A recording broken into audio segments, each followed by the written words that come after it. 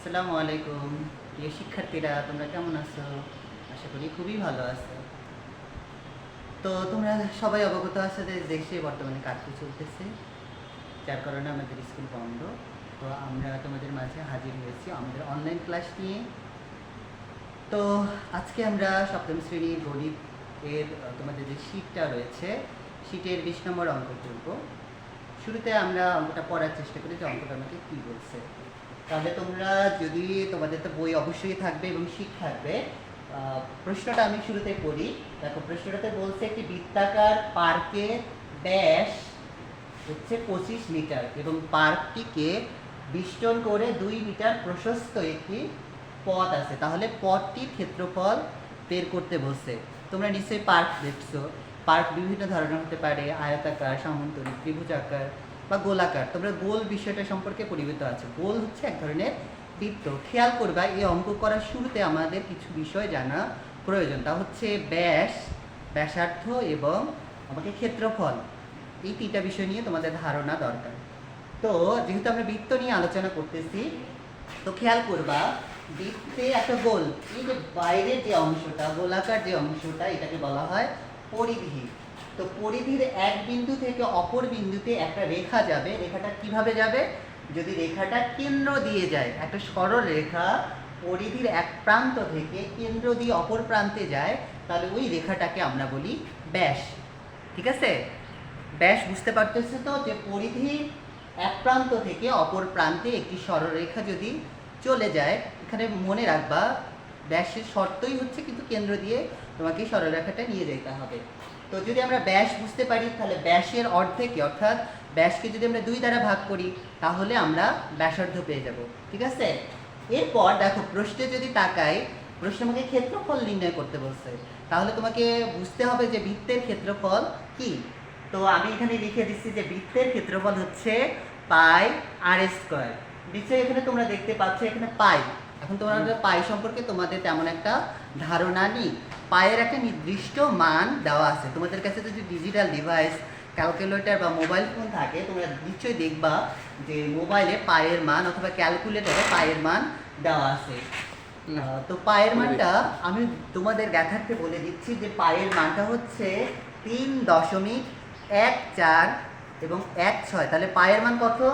3.1416। তাহলে আমরা যদি পায়ের মান জানি, আর আর দ্বারা আমি মূলত এখানে বোঝাইতে যাচ্ছি ব্যাসার্ধ। ব্যাসার্ধ কি? কিছুক্ষণ আগেই বললাম যে ব্যাসের অর্ধেকটাই হচ্ছে ব্যাসার্ধ। তাহলে আর দ্বারা আমি কি বোঝাচ্ছি? ব্যাসার্ধ। এবার দেখো, আমি প্রশ্ন অনুসারে যদি চিত্র আঁক করি, দেখো এইটা একটা আমাদের বৃত্তাকার পার্ক। পার্কটা দেখতে কেমন? বৃত্তাকার। দেখো, পার্কের ভেতরে আমি যে গোল করে একটা রাস্তা দিচ্ছি ডট ডট দ্বারা, এই রাস্তাটা বোঝাচ্ছি যে পার্কের চতুর্দিকে একটা রাস্তা রয়েছে। রাস্তাটার প্রশস্ত কত মিটার? 2 মিটার। এই যে মাঝখানের অংশটা আমি আঙুল দিয়ে তোমাদের যেটা দেখাচ্ছি, এইটা অংশ হচ্ছে পরিমাপ কত? 2 সেন্টিমিটার। তোমরা দেখো, বৃত্তের এই বিন্দু থেকে এই বিন্দু যেটা, সেটা তো আমরা কি বলি? ব্যাস। তাহলে দেখো, এখানে প্রশ্নে দেওয়া আছে কত? 25 মিটার। তাহলে আমি যদি বৃত্তের ক্ষেত্রফল বের করতে চাই, তাহলে তো আমাকে ব্যাসার্ধ লাগবে। তাহলে 25কে আমরা কত দ্বারা ভাগ করব? 2 দ্বারা। সেইটা আমি নিচে করছি। দেখো, প্রথমত আমরা বৃত্তের ব্যাস নির্ণয় করব। তাহলে আমি লিখব যে বৃত্তাকার পার্কের ব্যাস হচ্ছে 25 মিটার। তোমরা নিশ্চয়ই জানো যে ব্যাসের অর্ধেক বা ব্যাসকে যদি 2 দ্বারা ভাগ করি, তাহলে ব্যাসার্ধ পাবো আমরা। তাহলে বৃত্তাকার পার্কের ব্যাসার্ধ হবে 25কে 2 দ্বারা ভাগ দাও। 25কে যদি তুমি 2 দ্বারা ভাগ দাও, তাহলে কত হচ্ছে? 12.5 বা 12.5। এটা যেহেতু মিটারে দেওয়া আছে, দূরত্বটার পরিমাপ দেওয়া আছে কত? 25 মিটার। মিটারে দেওয়া আছে, তাহলে আমার ব্যাসার্ধের পরিমাপ কত হবে? 12.5 মিটার। এবার দেখো, এবার তাহলে আর এর মান নিচে আমি পেয়ে গেছি। তাহলে আমি ক্ষেত্রফল নির্ণয় করতে পারবো। এবার খেয়াল করো, আমি বৃত্তাকার পার্কের ক্ষেত্রফলের সূত্রটা প্রয়োগ করবো, যে সূত্রটা কিছুক্ষণ আগে আমি তোমাদের বলছি যে পাই আর স্কয়ার। সেই সূত্রটাই এখানে আমি লিখছি যে বৃত্তাকার পার্কের ক্ষেত্রফল হচ্ছে পাই আর স্কয়ার। এখানে তোমরা একটা জিনিস মনে রাখবা যে ক্ষেত্রফলের একক সবসময় বর্গ একক হয়। যদি তোমার এককের জায়গায় মিটার, সেন্টিমিটার থাকে, তাহলে তুমি বর্গ মিটার, বর্গ সেন্টিমিটার বলবা। এই ধরনের বিভিন্ন একক আছে। তাহলে এখানে পায়ের মানটা আমরা শুরুতে বসাবো। পায়ের মান হচ্ছে 3.1416। এটা লিখলাম। তারপরে আর এর মান আমরা কত পাইলাম বা ব্যাসার্ধের মান কত পাইলাম, উপরের ইকুয়েশন থেকে যদি তাকাও 12.5, তো 12.5 লিখলাম, তার উপর আমরা কি দিব স্কোয়ার। তোমরা নিশ্চয়ই জানো স্কোয়ার মানে কি, যে জিনিসের উপরে স্কোয়ার থাকে সেই জিনিসটা দুইবার হয়। নিচের লাইনে অনুরূপভাবে আমি লিখছি, সেটা হচ্ছে 3.1415, তারপরে হচ্ছে 12.25কে আমি দুইবার লিখছি, কারণ এখানে স্কোয়ার আসছে। স্কোয়ার মানে যেটা বোঝো, যেটা দুইবার হয়। তাহলে তোমরা ডিজিটাল ডিভাইস অথবা ক্যালকুলেটর অথবা মোবাইল ফোন ইউজ করে এটা গুণ করে নিতে পারো, যে 3.1415কে 12.5 দ্বারা গুণ করবা। তারপরে যে ফলাফলটা আসবে ওইটাকে পুনরায় তুমি 12.25 দ্বারা গুণ করবা। ঠিক আছে, গুণ করার পর যে রেজাল্টটা আসবে সেটা হচ্ছে 490.875। তো আমার কাছে যেহেতু ডিজিটাল ডিভাইস নেই, তা আগে থেকে আমি ফোনের মাধ্যমে বা ক্যালকুলেটরের মাধ্যমে হিসাব করে এখানে লিখে রাখছি। ঠিক আছে, তাহলে আমরা বৃত্তের ব্যাসার্ধ পেয়ে গেলাম কত, 4.9087৫। কিছুক্ষণ আগেই বললাম ক্ষেত্রফলের একক বর্গ মিটার। এবার দেখো প্রশ্নটা তোমার বৃত্তের পার্কের আমরা ক্ষেত্রফল পাইলাম, বাট এখানে তোমরা খেয়াল করবা ভেতরের দিকে একটা কিন্তু প্রশস্ত রাস্তাটা আছে বৃত্তের চতুর্দিকে, তাহলে ওটাও একটা নিশ্চয়ই বৃত্ত হবে, ওটা নিশ্চয়ই একটা বৃত্ত হবে। তাহলে ওটাতেও আমরা সেম প্রক্রিয়ায় ক্ষেত্রফলের সূত্রটা খেয়াল করব। দেখো বৃত্তের পরিধি, বৃত্তের ব্যাস কত ছিল আমাদের 25, তো মাঝখানে রাস্তাটা তো জায়গা জুড়ে ধরে রয়েছে, তাহলে আমরা যে ব্যাসার্ধ ছিল, ব্যাসার্ধ হচ্ছে 12.5, 5 থেকে ওই যে চারদিকে যে রাস্তাটার পরিমাপ কত 2 মিটার, তাহলে ওইটা আমাকে বাদ দিতে হবে। তাহলে আমরা যদি ওইটা থেকে বাদ দেই, তাহলে পথ ছাড়া বা রাস্তা ছাড়া আমরা যে পার্কের ব্যাসার্ধ সেটা পাবো। ঠিক আছে, দেখো আমি এই কথাটা এখানে লিখছি যে পথ বাদে বৃত্তাকার পার্কের ব্যাসার্ধ। খেয়াল কর, পথ বাদে, বাদে মানে কি বিয়োগ, তাহলে তুমি কোথা থেকে বিয়োগ করবা, ব্যাস থেকে না ব্যাসার্ধ থেকে, ব্যাস থেকে, কি ব্যাস থেকে না ব্যাসার্ধ থেকে, ব্যাসার্ধ থেকে। তাহলে ব্যাসার্ধ আমার কত ছিল 12.5, 12.5 থেকে আমরা কত বিয়োগ দিব 2, 2 যদি বিয়োগ দেই তাহলে তো সহজেই তোমরা বিয়োগ করতে পারবা যে 10.5 মিটার।